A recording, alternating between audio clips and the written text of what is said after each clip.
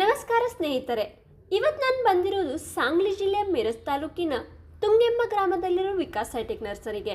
Vikas high tech ನರ್ಸರಿಯಲ್ಲಿ ಸಾವಿರಾರು ಸ್ಟಾಕ್ನಲ್ಲಿ ವಿವಿಧ ತಳಿಗಳ ಸಸಿಗಳು ಲಭ್ಯವಿವೆ. ಅದರಲ್ಲಿ ಟೊಮ್ಯಾಟೊ, ಕಲ್ಲಂಗಡಿ, ಮೆಣಸಿನಕಾಯಿ, ಚೆಂಡು ಹೂವು, ಸೇವಂತಿಗೆ ಮುಂತಾದ ಹಲವು ಥರದ ತಳಿಗಳು ಅವೈಲೇಬಲ್ ಇವೆ. ಸ್ನೇಹಿತರೆ, ನನಗೆ ಇಲ್ಲಿ ಎಲ್ಲ ತಳಿಗಳು ಇಷ್ಟವಾಗಿದ್ದು, ವಿಶೇಷವಾಗಿ ನನ್ನ ಗಮನ ಸೆಳೆದಿದ್ದು ಸೇವಂತಿಯ ಶ್ವೇತಾ ವೈಟ್ ಎಂಬ ತಳಿ. ನಿಮ್ಗೆ ಹೇಳಬೇಕಂದ್ರೆ ವಿಕಾಸ್ ಹೈಟೆಕ್ ನರ್ಸರಿ ಸೇವಂತಿ ಸಸಿಗಳಿಗಾಗಿ ಮಹಾರಾಷ್ಟ್ರದಲ್ಲೇ ಅತಿ ದೊಡ್ಡ ನರ್ಸರಿಯಾಗಿದೆ.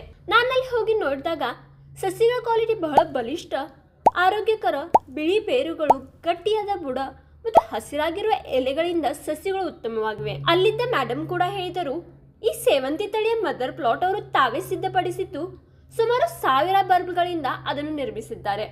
ನಂತರ ಆ ಮದರ್ ಪ್ಲಾಟ್ನಿಂದ ಸಸಿಗಳನ್ನು ತೆಗೆದುಕೊಂಡು ನರ್ಸರಿಯಲ್ಲಿ ಉತ್ತಮ ರೀತಿಯಲ್ಲಿ ಬೆಳೆಸುತ್ತಾರೆ.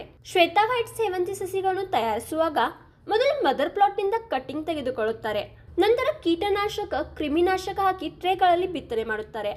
ಆ ಟ್ರೇಗಳನ್ನು 7 ದಿನವರೆಗೆ ರೂಟಿಂಗ್ ಆಗಲು ಭಟ್ಟಿಯಲ್ಲಿ ಇಡುತ್ತಾರೆ.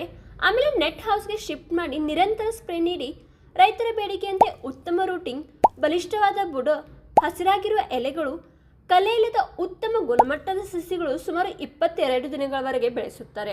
ಶ್ವೇತಾ ವೈಟ್ ಸೇವಂತಿಯ ವಿಶೇಷತೆ ಏನೆಂದರೆ ಮದರ್ ಪ್ಲಾಟ್ನಲ್ಲಿ ಬಲ್ಬ್ ಹಚ್ಚಿ ಬೆಳೆಯುವುದರಿಂದ ಗರ್ಭಧಾರಣೆ ಬೇಗನೆ ಆಗುವುದಿಲ್ಲ. ಇದರಿಂದ ರೈತರಿಗೆ ಹೆಚ್ಚು ಲಾಭವಾಗುತ್ತದೆ. ಜೊತೆಗೆ ಈ ತಳಿ ರೋಗ ನಿರೋಧಕವಾಗಿದ್ದು ಚಳಿಗಾಲ ಹಾಗೂ ಮಳೆಗಾಲದಲ್ಲಿಯೂ ಬೆಳೆಸಬಹುದಾಗಿದೆ. ಶ್ವೇತಾ ವೈಟ್ ಸೇವಂತಿಯ ಹೂ ಗಾತ್ರದಲ್ಲಿ ದೊಡ್ಡದಾಗಿದ್ದು ಹಬ್ಬಗಳಲ್ಲಿ ಅಲಂಕಾರ ಹಾಗೂ ದೇವರ ಆರಾಧನೆಗೆ ಡೆಕೋರೇಷನ್ ಮಾಡಲು ಬಳಸಲಾಗುತ್ತದೆ.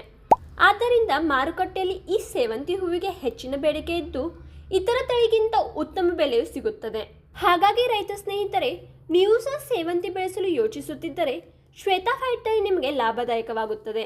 ಈ ಸಸಿಗಳು ನಿಮಗೆ ಬೇಕಾಗಿದ್ದರೆ ತಕ್ಷಣವೇ ವಿಕಾಸ್ ಹೈಟೆಕ್ ನರ್ಸರಿಗೆ ಸಂಪರ್ಕಿಸಿರಿ ಮತ್ತು ಭೇಟಿ ಕೂಡ ನೀಡಿ ಇದರ ಬಗ್ಗೆ ಹೆಚ್ಚಿನ ಮಾಹಿತಿಯನ್ನು ಪಡೆಯಿರಿ.